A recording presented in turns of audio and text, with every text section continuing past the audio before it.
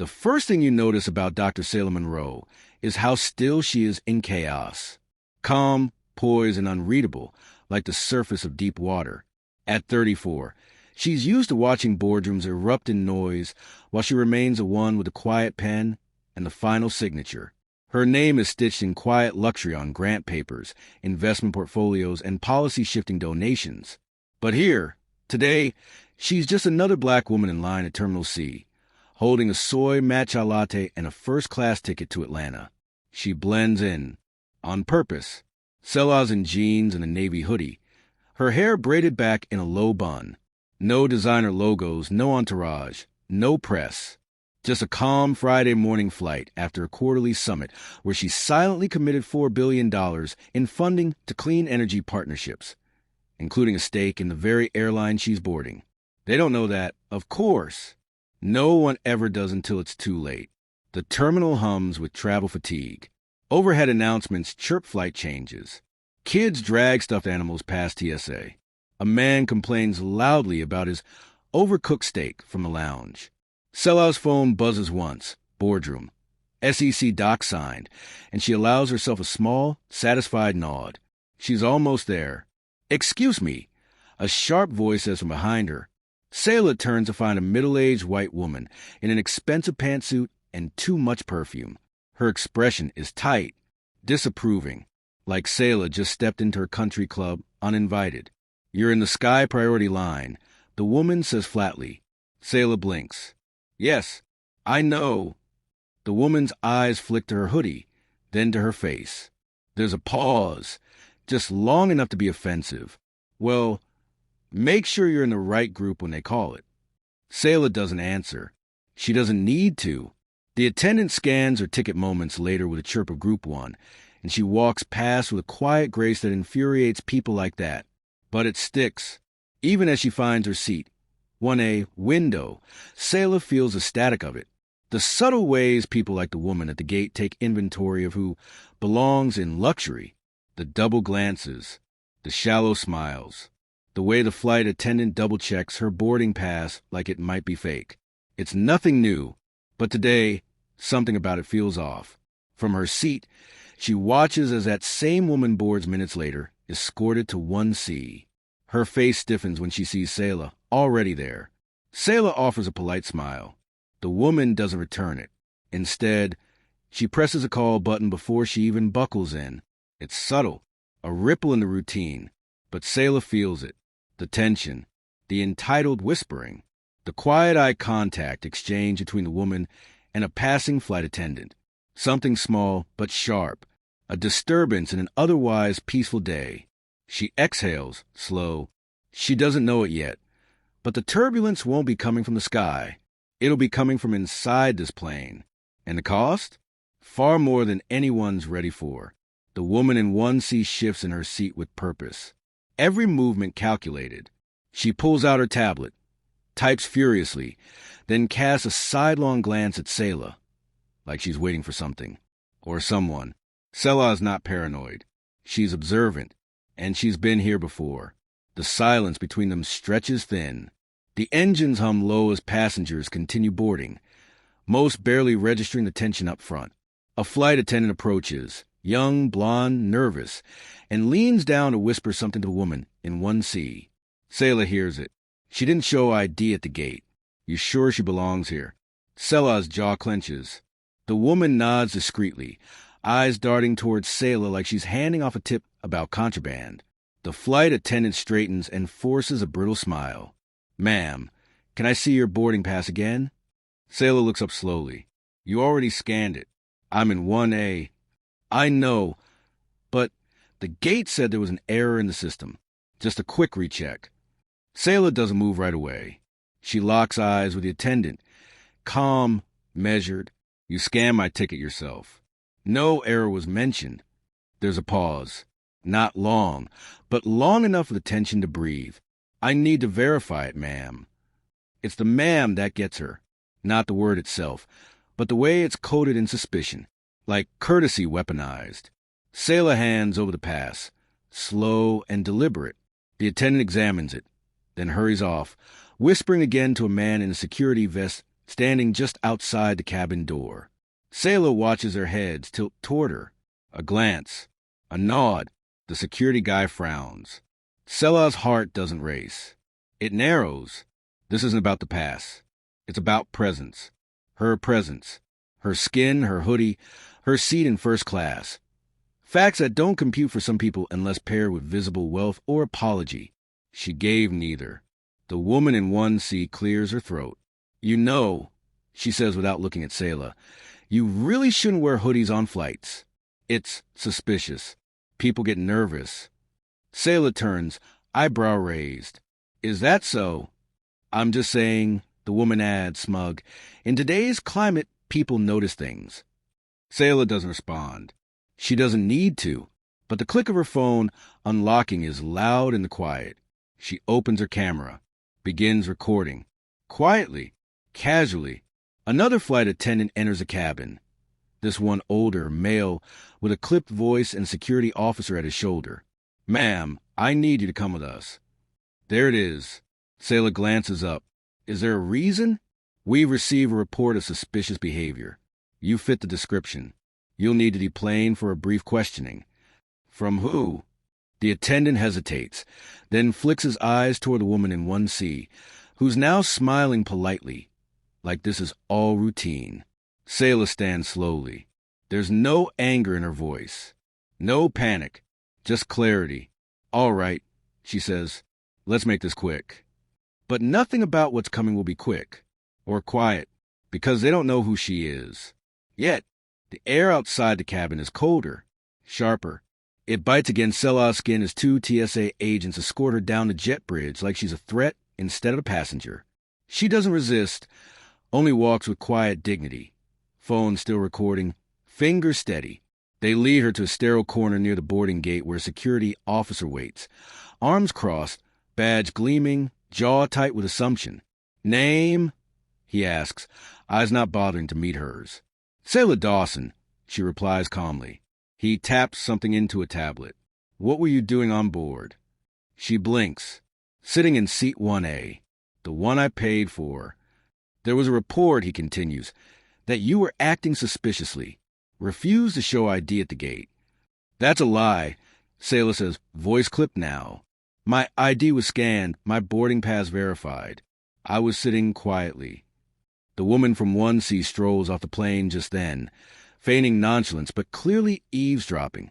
Her arms are crossed. Her smugness is unmissable. Selah turns to the agents. Who made the report? The older one hesitates. We're not at liberty to say. Then let me say it for you. Selah looks straight at the woman. She did. The security officer stiffens. Ma'am, there's no need for accusations. No accusation, Selah interrupts. Just facts. She made a false report. And I'd like this entire interaction documented, on paper and on video. The woman scoffs. You're overreacting. If you weren't so defensive, maybe people wouldn't. Wouldn't what? Selah snaps. Finally turned to face her. Wouldn't assume I'm dangerous? Wouldn't drag me off a plane for existing while black in first class? That silences the room. But not for long. The gate agent steps forward, clearly uncomfortable. Ms. Dawson, there was a glitch in our system. Your name didn't register properly. It's not personal. No, Selah says. It's never personal. It's just my skin, my silence, and your assumptions. She pulls up her phone again, flipping to a video. Here's me boarding. Here's the scanner beeping green. And here's the timestamp. The video plays. The security officer glances at it, then away, the discomfort spreading like heat. And here, Selah adds, swiping, is the woman in 1C whispering to your crew. This one shows the attendant coming to me with false claims. Shall I go on? The tension builds. People nearby start watching, filming, whispering. Selah looks to the younger TSA agent, nervous, shifting on his feet. I'd like your badge number, she says. And yours, to the officer. And hers, she adds, pointing to the flight attendant who first approached her. The security officer straightens. That won't be necessary. It absolutely is, Selah says, because Someone is going to answer for this, for pulling me off that plane, for publicly humiliating me, for assuming I don't belong. The woman in 1C finally speaks again, voice thin with irritation. You're making this much bigger than it needs to be. Just take another flight. Selah's lips curve into the faintest smile. No, you made it bigger, and you have no idea how much.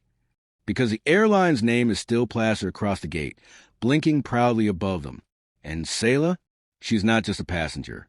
She's an investor, a major one, and her call is already being drafted to pull $4 billion in funding. Not that they know that. Yet, let's be honest. The woman in 1C says, stepping forward like she's giving a TED Talk no one asked for. You got defensive, aggressive. These officers were just doing their jobs. You could have de-escalated. Selah turns to face her fully. You mean I could have played small, been grateful for the suspicion, shrunk myself to fit your comfort zone. The security officer clears his throat. Let's wrap this up, ma'am. You can be rebooked on a later flight, complimentary voucher included. Selah chuckles, not with humor, but with something darker, steadier. You think this is about a voucher? I think, the woman sneers, you should be glad we didn't involve law enforcement. People get the wrong idea when they see someone recording and causing a scene. Selah's gaze sharpens. You mean when they see a black woman refusing to be humiliated quietly? The crowd at the gate has grown. Phones are up. Eyes are wide. A woman in a Delta uniform watches from behind the gate desk, biting her lip, clearly unsettled.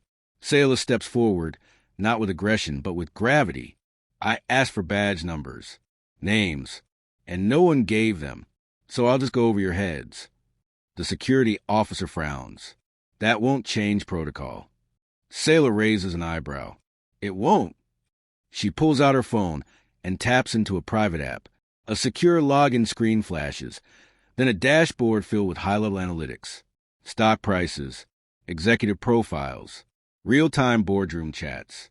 She tilts the screen just enough for the woman in 1C to see the company logo stamped in the corner. The woman squints and pales. That's, she stammers, that's restricted access. Selah smiles just a little. Not when you're on the board. Silence slaps the air like thunder. I'm Selah Dawson, partner at Barrow Equity Group. We hold a multi-billion-dollar stake in this airline. Or we did. Gasps ripple. The security officer blinks. You're that Dawson? The flight attendant murmurs. The Selah Dawson who just funded your South American fleet expansion? Selah nods, pulling up a voice memo. She hits play. The recording of the flight attendant whispering. She didn't show ID at the gate, plays loud and crisp. Then the footage of 1C smirking, telling her not to wear hoodies. And this, Selah says, raising her voice so the entire gate can hear, is how you treat a top-tier investor. Because of a hoodie. Because of skin. Because your default is fear. The woman in 1C steps back. I didn't know who you were. And if I wasn't anyone? Selah counters. What then?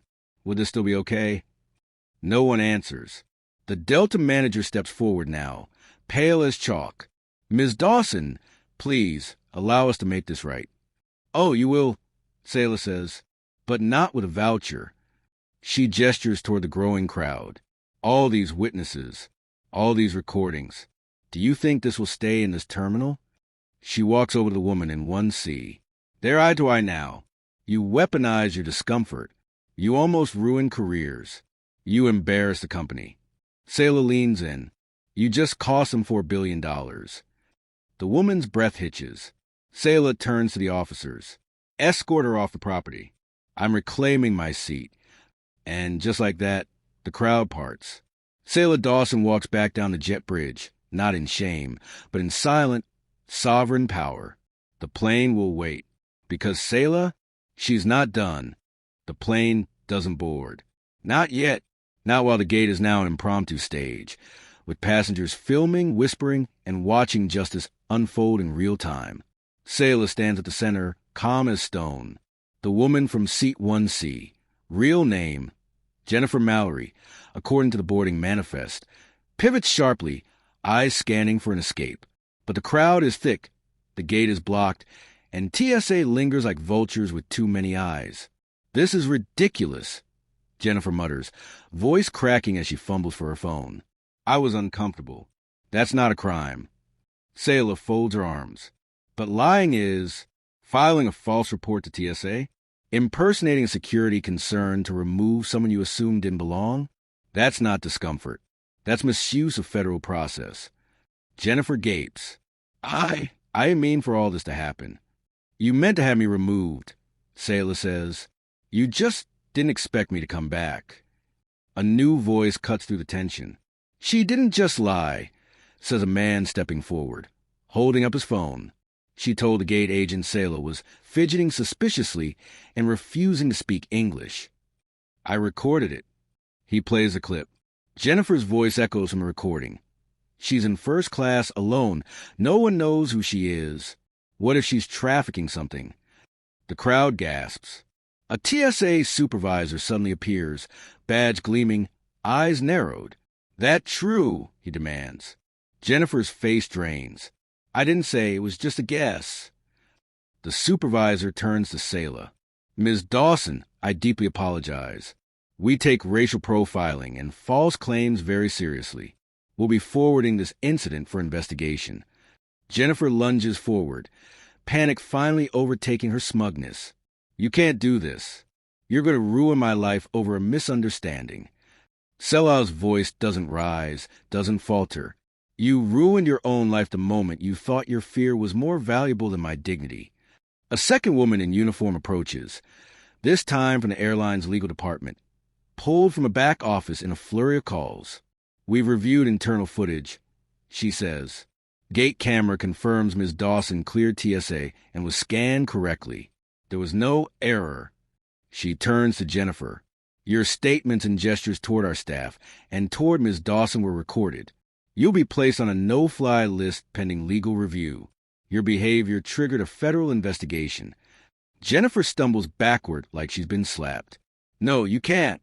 "Oh, we can," the lawyer says. "You endangered a passenger and disrupted a commercial flight with false security claims. You caused a top-tier investor to threaten capital withdrawal. That's corporate sabotage on video." The whispers swell. Phones tilt. Cameras zoom in. Jennifer's shoulders collapse. She tries to plead, tries to spin, but there's nowhere to run now. Her voice is swallowed by the silence of her undoing. And then, from behind Selah, someone clears his throat. It's the CEO. Flown in on a private jet, once Selah's executive assistant made one call. He nods to Selah, eyes grim. "Ms. Dawson, we're initiating an emergency board review and a full sweep of our discrimination training policies. This incident will not go unanswered." Jennifer sobs now, mascara streaking, her face a crumpled map of consequences. Selah doesn't gloat, doesn't smile. She just turns to the crowd, scanning the dozens of eyes watching. "This isn't about revenge," she says, voice firm. "It's about reminding people that power doesn't come from seats, titles, or skin. It comes from truth, and the truth always lands, eventually."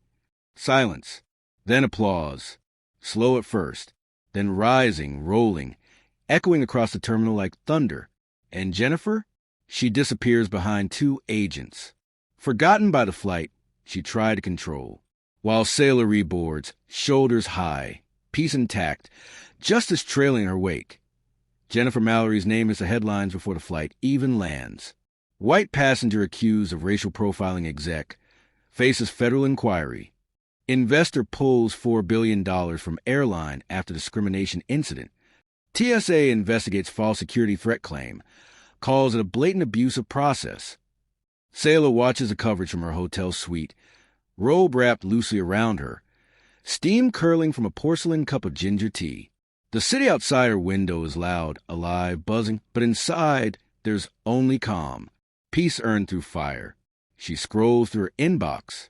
The airline CEO has already sent another apology, this one forwarded to the entire board. Her company's PR team crafted a simple but sharp statement. Refries Global Holdings expects our partners to reflect the dignity and equality we fight for daily. Any violation of that trust will be met with decisive action. That single post goes viral. Investors rally behind her.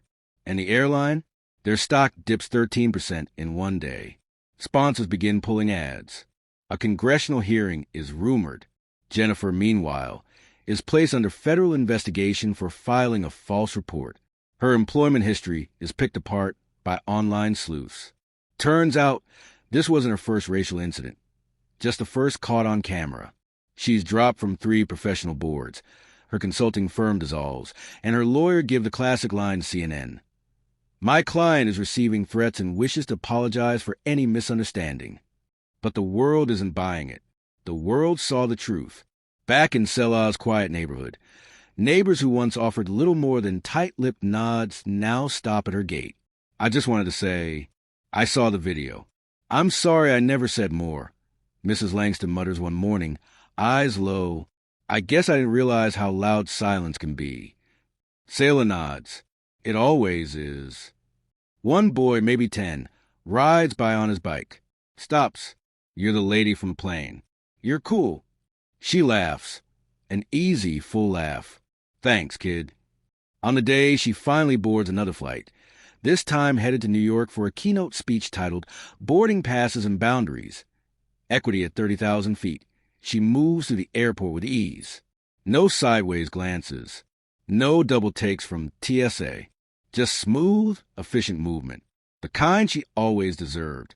As she steps onto the plane, the flight attendant greets her with a nod, a smile too warm to be rehearsed. Welcome back, Miss Dawson. We're honored to have you. Selah slides into first class, this time by the window, where the sun washes over her skin like forgiveness. She thinks back to the gate, to Jennifer's voice cracking under truth, to the applause that felt like vindication and mourning all at once. But more than that, she remembers the silence before it. How many times she bit her tongue, lowered her gaze, smiled to make others feel safe. Not anymore. Not ever again. As the wheels lift off and the clouds stretch open before her, Selah exhales. Not in fear, not in anger, but in freedom. And somewhere down below, justice still echoes across terminals, through headlines, into boardrooms and living rooms. One woman pulled from a plane, one system shaken, one truth that refused to stay grounded. And in that truth, Selah finally flies.